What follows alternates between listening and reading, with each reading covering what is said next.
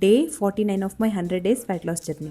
Morning 5:30 ಎದ್ದೆ, fresh up ಆಗಿ 6 to 7 group class, 7 to 8 ಒಂದು ಪರ್ಸ್ನಲ್ ಟ್ರೈನಿಂಗ್ ಮುಗಿಸ್ಕೊಂಡೆ. ಕ್ಲಾಸ್ ಮುಗಿಸ್ಕೊಂಡು ಒಂದು ಕೋಕೋನಟ್ ವಾಟರ್ ತಗೊಂಡೆ.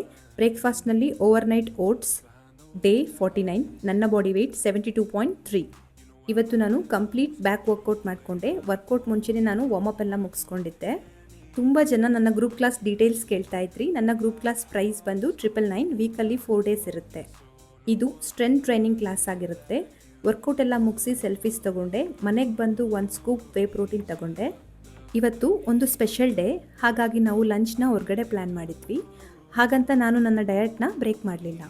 ಹೌದು, ನಾವು ಚೂಸ್ ಮಾಡಿದ ರೆಸ್ಟೋರೆಂಟಲ್ಲಿ ಹೈ ಪ್ರೋಟೀನ್ ಮೀಲ್ಸ್ ಅವೈಲೇಬಲ್ ಇತ್ತು. ನೀವಿಲ್ಲಿ ನೋಡ್ತಾ ಇರೋ ಎಲ್ಲ ಮೀಲ್ ಕೂಡ ಹೈ ಪ್ರೋಟೀನ್ ಹಾಗೆ ಹೆಲ್ದಿ ಕೂಡ. ಯಾವುದೇ ರೀತಿ ಶುಗರ್ ಹಾಗೂ ಆಯಿಲ್ನ ಈ ಫುಡ್ಡಲ್ಲಿ ಯೂಸ್ ಮಾಡಿಲ್ಲ. ನೀವು ಗಿಲ್ಟ್ ಫ್ರೀ ಆಗಿ ಈ ಮೀಲ್ನ ತಿನ್ಬೋದು.